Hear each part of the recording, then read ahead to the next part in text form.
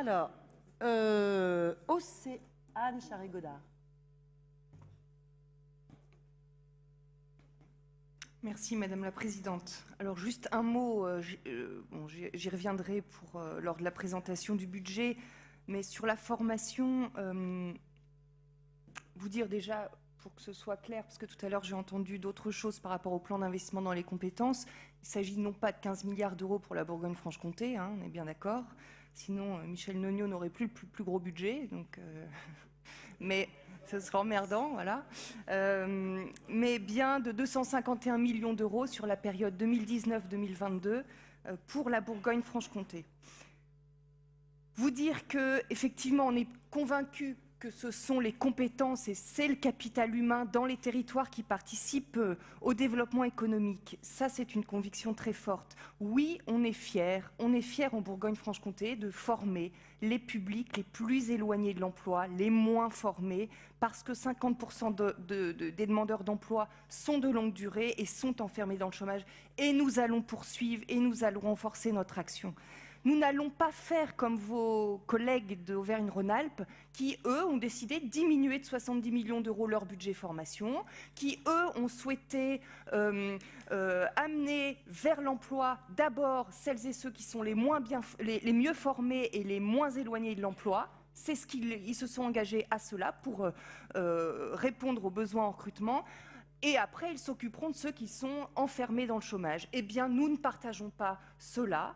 Ce n'est pas notre conviction, ce n'est pas notre action. Et donc, nous allons poursuivre pour les publics, les demandeurs d'emploi et les salariés les plus fragiles. Je rappelle juste que les personnes qui font partie de la catégorie C, hein, les catégories de Pôle emploi, c'est-à-dire les travailleurs précaires, hein, qui travaillent moins de 76 heures par mois, eh bien, cette catégorie-là explose, si je puis dire, et qu'il y a de plus en plus de travailleurs précaires. Donc oui, nous allons soutenir et investir encore plus dans les compétences de ces publics.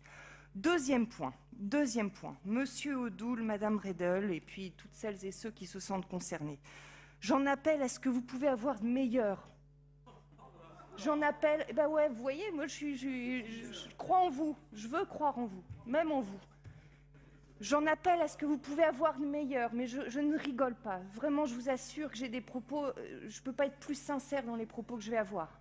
Donc, souriez pas, je vous assure. J'en appelle à ce que vous pouvez avoir de meilleur. En 1950, nous étions 2,5 milliards sur la planète. 2,5 milliards. Aujourd'hui, nous sommes 7,5 milliards. En 2050, nous approcherons les 10 milliards. Vous voyez, la planète, elle se rétrécit.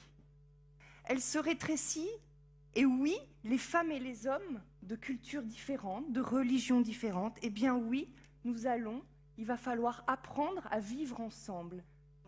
Il va falloir apprendre à vivre ensemble. Nous soutenons, et pour cela, donc la région Bourgogne-Franche-Comté, nous sommes particulièrement honorés et nous sommes particulièrement fiers de ces dispositifs de formation linguistique. Je voudrais partager avec vous une rencontre. Vraiment, je suis attachée à partager avec vous cette rencontre. La semaine dernière, j'étais à la FRAD Formation à Besançon, auprès de personnes migrantes, justement. Eh bien, je vous demande vraiment d'écouter, parce que...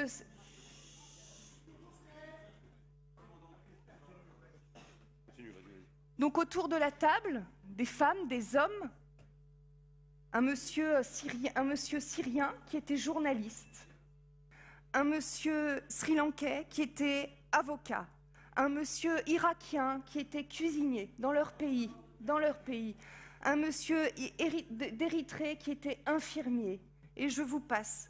Donc des personnes qui avaient une profession dans leur pays, qui ont effectivement subi et qui subissent ce qui se passe dans leur pays, qui aujourd'hui sont en France, accueillis effectivement en Bourgogne-Franche-Comté. Ils repartent à zéro.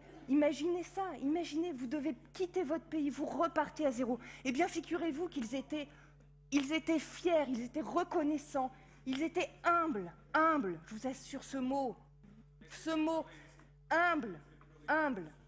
Oh, je pense pas que vous pleuriez, vous savez même pas ce que c'est, ça. Il faut avoir un cœur, quoi. il y avait une humilité, il y avait une reconnaissance, une dignité, vraiment. Alors oui, on est heureux, on est honoré de former en 2018 2000 femmes et hommes sur des compétences en français. Parce que nous sommes des potentiels réfugiés, Monsieur Odoul. Et ouais, on est des potentiels réfugiés. Nous sommes honorés de les accueillir, ces femmes et ces hommes et ces enfants.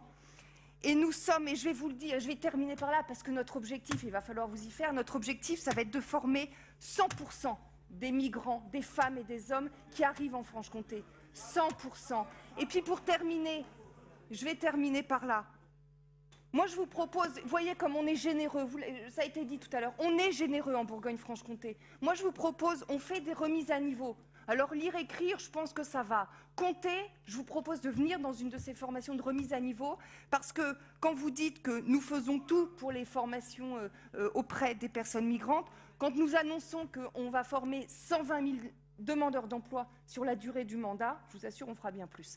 Et que nous en sommes à plus de 2000 personnes, eh bien, vous ne pouvez pas dire que c'est notre priorité, puisque, comme je l'ai dit, nous allons vers les publics les plus éloignés. Mais nous avons cet objectif, 100% des personnes migrantes en Bourgogne-Franche-Comté qui seront formées aux Français.